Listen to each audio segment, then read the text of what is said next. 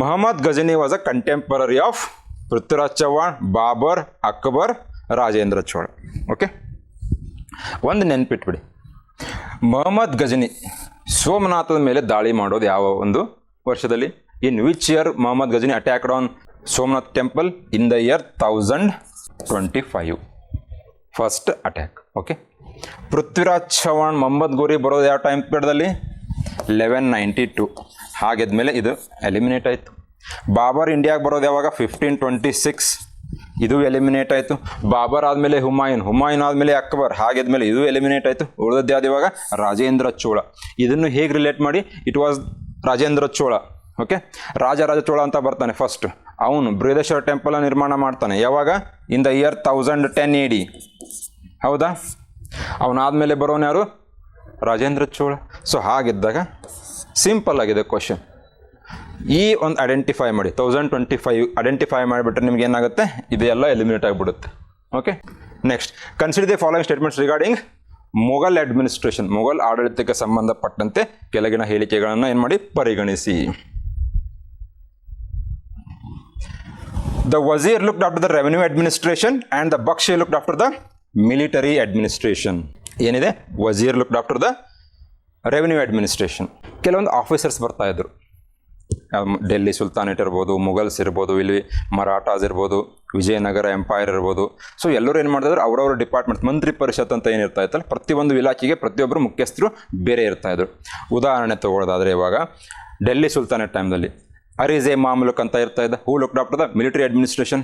ಮೀರ್ ಸಾಮಾನ್ ಅಂತ ಇರ್ತಾ ಇದ್ದ. Who looked after the royal ceremonies. ರಾಜಮನೆತನಕ್ಕೆ ಸಂಬಂಧಪಟ್ಟಂಥ ಏನಾದರೂ ಹೋಮ ಹವನಗಳಿರ್ಬೋದು, ಇಲ್ಲ ಹಬ್ಬ ಆಚರಣೆಗಳಿರ್ಬೋದು, ಇಲ್ಲ ಪಟ್ಟಕ್ಕೆ ಇರೋದು. ಸೊ ಏನಾದರೂ ಒಂದು ಸೆರೆಮನೀಸ್ ನಡೀತಾ ಇರುತ್ತೆ, ಅದನ್ನು ನೋಡ್ಕೊಳ್ತಾ ಇದ್ದದ್ದು ಮೀರ್ ಸಾಮಾನ್. ಈ ಥರ ಏನು ಮಾಡ್ತಾರೆ? ಒಂದು ಪೇಸಲ್ಲಿ ಕೇಳ್ತಾರೆ, ಇಲ್ಲ ಮ್ಯಾಚ್ ದ ಫಾಲೋಯಿಂಗಲ್ಲಿ ಕೇಳ್ತಾರೆ. ಸೊ ಇಲ್ಲಿ ಸ್ಟೇಟ್ಮೆಂಟ್ ವೈಸಲ್ಲಿ ಕೇಳಿದ್ದಾರೆ. Wazir, some time he was also referred to as diwan, looked after the revenue administration, and it was the Mir Bakshi who looked after military administration. ಅಂದರೆ ರಾಜನೇ ಹೆಡ್ ಇರ್ತಾನೆ, ಆದರೆ ರೆಕ್ರೂಟ್ಮೆಂಟ್ ಮಾಡ್ಕೊಳ್ಳೋದು, ಅವ್ರಿಗೆ ಸ್ಯಾಲ್ರಿನ ಡಿಸೈಡ್ ಮಾಡೋದು, it was looked after by the Mir Bakshi. There was a chief steward Khan e Saman who looked after royal household. ಇವಾಗಲೇ ಹೇಳಿದೆ, ಏನು ಮೀರ್ ಸಾಮಾನ್ ಅಂತ ಇರ್ತಾ ಇದ್ದ. Who looked after the royal ceremonies, ಅಂದರೆ ರಾಜಮನೆತನಕ್ಕೆ ಸಂಬಂಧಪಟ್ಟಂಥ ಏನೇ ಇರಲಿ ಅದನ್ನು ನೋಡ್ಕೊಳ್ತಾ ಇದ್ದಿದ್ದು ಯಾರು? ಖಾನೆ ಸಾಮನ್. ಸೊ ಇಲ್ಲೇನಾಯಿತು? Which of the above given statements are correct? Both 1 and 2 are correct. ಹಾಂ, consider the following statements with respect to name. Bharata was mentioned in the Rigveda. The name of the India came from the river Indus. Okay, the name Bharata was mentioned in the Rigveda. ಒಂದು ನೆನ್ಪಿಡಿ, ಈ ಹೆಸರು ಏನಿದೆಯಲ್ಲ, it is used for the people.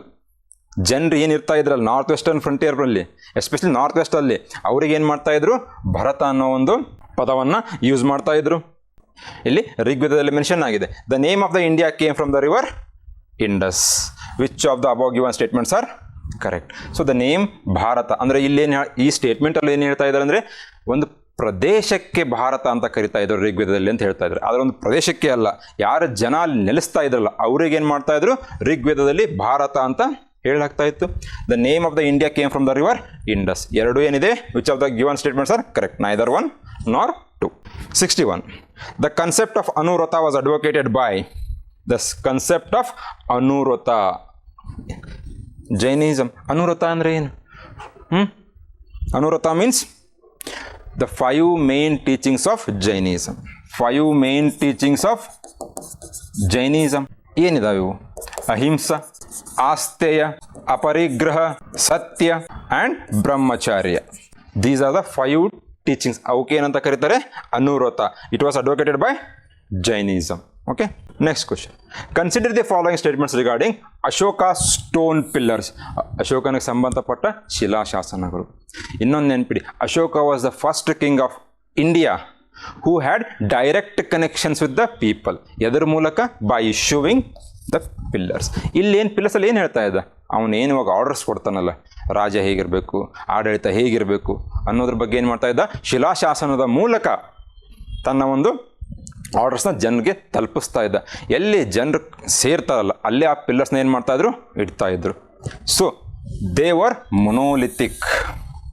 ಶಿಲಾಶಾಸನ ಇರ್ತದೆ, they were monolithic in nature.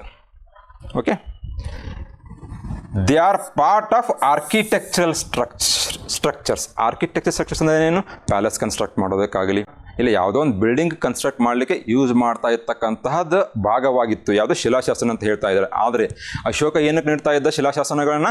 ತನ್ನ ಒಂದು ಆರ್ಡರ್ಸ್ನ ಜನರಿಗೆ ತಲುಪಲಿ ಅನ್ನೋದಕ್ಕೋಸ್ಕರ. ಹಾಗಾಗಿ ಇಲ್ಲೇನಾಗುತ್ತೆ, ಇದು they are not part of the architectural structures.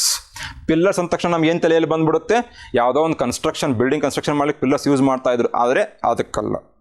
He use the pillars, stone pillars, to have a connection with the people. ಜನರಿಗೆ ಒಂದು ಹೇಗೆ ತಲುಪಬೇಕು ಅನ್ನೋದಕ್ಕೋಸ್ಕರ ಯೂಸ್ ಮಾಡ್ತಾ ಇದ್ದ. ಹಾಗಾಗಿ one only they are monolithic, ಏಕಶಿಲಾಶಾಸನಗಳು. ಓಕೆ.